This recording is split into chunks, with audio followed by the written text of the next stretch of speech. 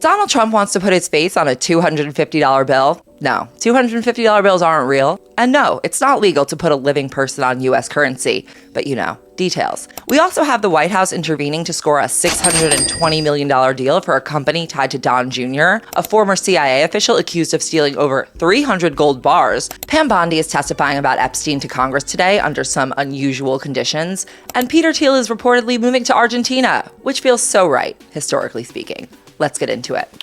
Much like a dog that likes to pee on every single hydrant, the president is putting his name on more shit.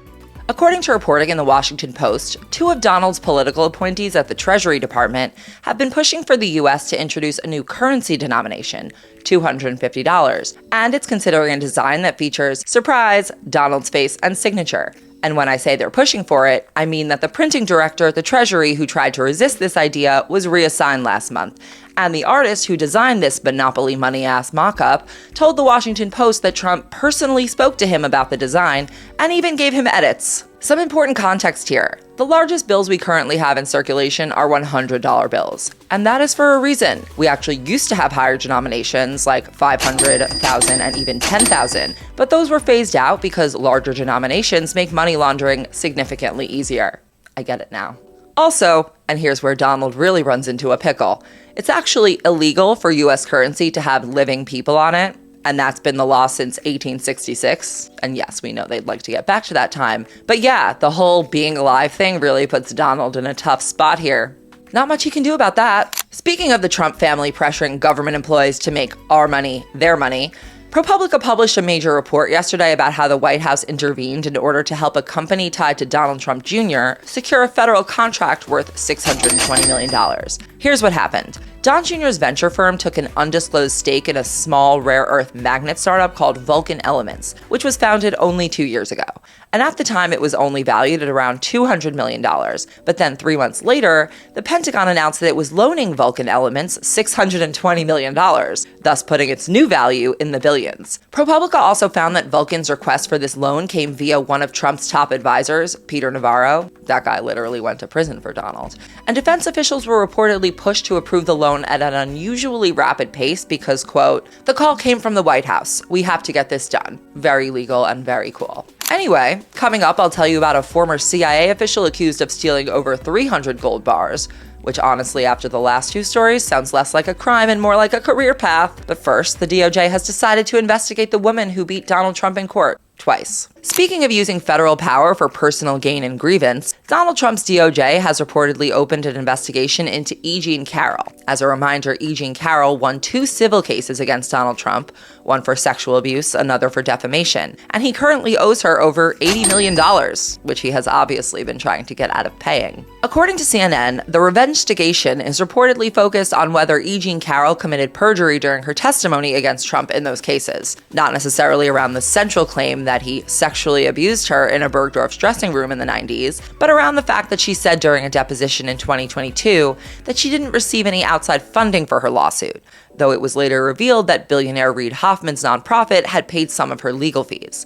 I think we need to do a little more digging into the timeline around that, but in the meantime, is there a name for a loser so sore they literally make a federal case out of it? Also on the illegitimate investigation beat, ex-Attorney General Pam Bondi is testifying today about the Epstein files cover-up before the House Oversight Committee, and there are a few things you should know about how unusually this is being structured. Pamela Joe is going to be represented by a DOJ attorney, like someone from the agency that she led in the very same Epstein files cover-up that she is there to answer questions about. She also won't be under oath, so what is even the point of this exactly?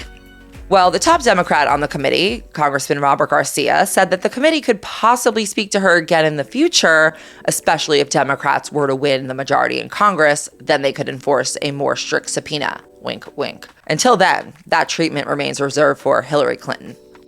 We allegedly have some developments in Iran, starting with reporting that negotiators have reached an agreement on a quote-unquote 60-day memorandum of understanding to extend the ceasefire, as well as open the Strait of Hormuz unrestricted, and the war between Israel and Hezbollah and Lebanon, and start negotiations on Iran's nuclear program. Because of course, the negotiating about what you're going to negotiate strategy has worked very well in, say, Gaza. Also, Trump hasn't even given his final approval to that deal, nor has Iran confirmed their acceptance, so let's not get ahead of ourselves. Especially because in the past 48 hours alone, Trump threatened to bomb Oman, the US has launched strikes at Iran, and Iran has retaliated by firing a ballistic missile at an American airbase in Kuwait. So very ceased this fire. April's inflation report came out yesterday, and even Donald's new hand-picked Fed chair can't help him. The core inflation rate came in at 3.3% last month. That is the highest reading since May 2023. And while that number is not as bad as economists were forecasting, that doesn't really mean much for people's bank accounts, especially because the inflation report also showed that annual personal income growth slowed to 2.5%, which is below the rate of inflation, which means that people are losing purchasing power in reality, no matter what it says in spreadsheet land. To that point, the personal savings rate also fell to 2.6% in April, a major drop from 3.6% in March, which suggests that people are tapping their savings to deal with the rising costs. Anyway, about that reflecting pool, we gotta talk about these 300 gold bars. A former senior CIA official has been charged with criminal theft of public money for stealing over 300 gold bars, worth over $40 million, and stashing them in his home over the course of his employment, claiming that he needed them for work-related expenses. But it gets even weirder. This guy is also accused of lying to his employer,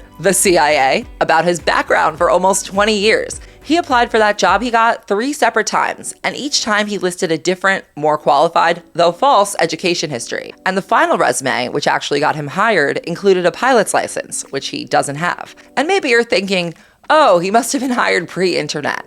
No. He first applied in 2000 and he got hired in 2009. You know, is it possible that we overestimate the power of the CIA?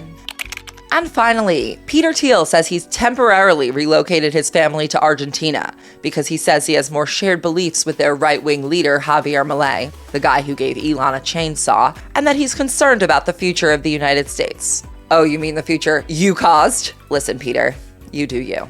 But wherever you go, there you are. Don't you understand? You've won! Go, move into your palace, and leave us be! I definitely sense something more sinister going on here, but hit the subscribe button and I'll get into that another day. Until tomorrow, I'm Sammy Sage, and now you know what the fuck is going on. And make sure to follow Betches News on YouTube.